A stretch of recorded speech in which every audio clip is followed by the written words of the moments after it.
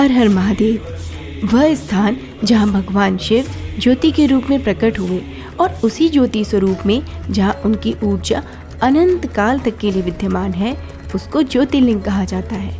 ये स्वयं उत्पन्न हुए हैं, इसलिए स्वयंभू कहलाते हैं। जबकि शिवलिंग मानव के द्वारा निर्मित या स्वयंभू दोनों हो सकते हैं। यह था ज्योतिर्लिंग और शिवलिंग में अंतर। आगे आप जानेंगे इस वीडियो में ओंकारेश्वर ज्योतिर्लिंग के प्रकट होने की रोचक कथा। आखिर क्यों इस ज्योतिर्लिंग के दर्शन बिना है चारों धाम अधूरे? अमलेश्वर ज्योतिर्लिंग का ओंकारेश्वर ज्योतिर्लिंग से क्या है रहस्यपूर्ण संबंध और इसी से जुड़ी चमत्कारी और रहस्यपूर्ण मान्यताएं। इसलिए हमारे साथ बने रहिए और अंत तक इस वीडियो को देखकर महादेव के पवित्र ज्योतिर्लिंग के दर्शन और विवरण का आनंद लीजिए। विंध्य पर्वत को एक बार यह भ्रम हो गया था कि उससे विशाल कुछ भी नहीं। देवऋषि नारद नारायण का नाम लेते हुए विंध्य पर्वत पहुँचे तो विंध्य ने उनसे अपने मन की बात कह दी। नारद जी ने भाप लिया कि विंध्य को अहंकार के आकाश से धरती पर लाने की आवश्यकता है।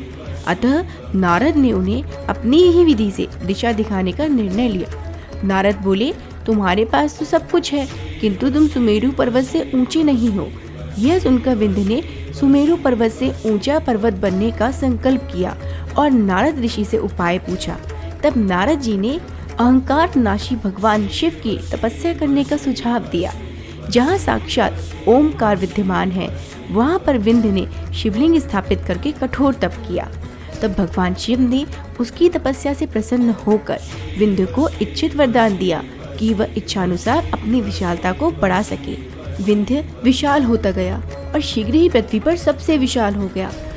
तब भी वह अहंकारवश बढ़ता चला गया, क्योंकि वह सभी ग्रह नक्षत्रों और स्वयं त्रिदेवों से भी विशाल बनना चाहता था। तब विंध्य ने ऊपर देखा तो उसे आभास हुआ कि सृष्टि में विशालतम होने के बाद भी वह भगवान शिव के एक रुद्राक्ष पर एक अत्यंत सूक्ष्म धूल के कण के मात्र ही था। तब उसे अपनी भूल का आभास हुआ और उसे समझ आ गया कि इस सृष्टि में सबके आकार की अपनी महत्ता है और अपनी उपयोगिता है।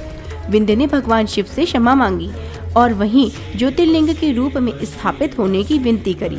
तब महादेव वहाँ ओंकारेश्वर ज्योतिर्लिंग रूप में प्रकट हुए, अर्थात सबसे बड़े ऊर्जा रूप में, क्योंकि ओंकार में ही त्रिदेवों ब्रह्मा, विष्णु और महेश का वास होता है।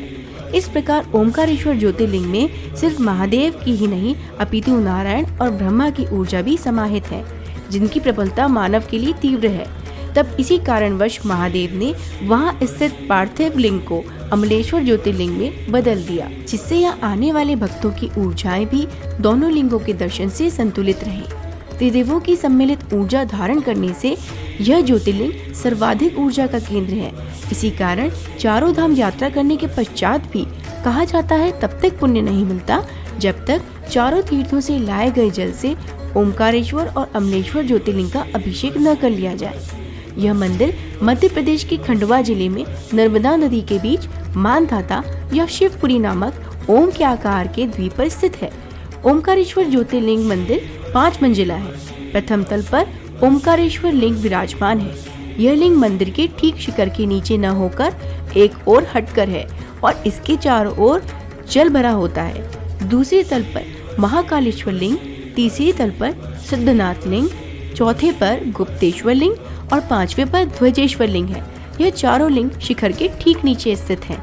आश्चर्य की बात तो यह है कि प्रथम तल पर नंदी की मूर्ति के सामने दीवार है और वह शिवलिंग के सामने स्थित नहीं। ओंकारेश्वर ज्योतिर्लिंग में मंदिर में त्रिदेवों के नाम पर 3 दीपक जलते हैं। मान्यता है कि यहाँ पर 33 करोड़ देवी देवताओं का वास है। ऐसी भी मान्यता है कि यह एकमात्र ज्योतिर्लिंग है जहाँ भगवान शिव तीनों लोकों का भ्रमण करके रात्रि शयन करते हैं और शयन से पूर्व माता पार्वती के साथ चौसर खेलते हैं। शयन आरती के बाद चौसर की बिसात सजाई जाती है। आश्चर्य इस बात का है कि आरती के उपरांत मंदिर के गर्भगृह में पुजारी ताला लगाकर चले जाते हैं। मंदिर परिसर या गर्भगृह में कोई भी उपस्थित नहीं होता। तब भी सुबह होते ही गर्भगृह खोलने पर पासे बिखरे हुए मिलते हैं। अनेक टीवी चैनल्स ने इस तथ्य को साक्षात प्रमाणित भी किया है। इन सभी तथ्यों से यह निष्कर्ष निकलता है कि ओंकारेश्वर मंदिर का एक अलग ही महत्व है। इसके दर्शन मात्र से न केवल सारे पापों और कष्टों से मुक्ति मिलती है, अपितु मोक्ष भी प्राप्त होता है। हर हर महादेव।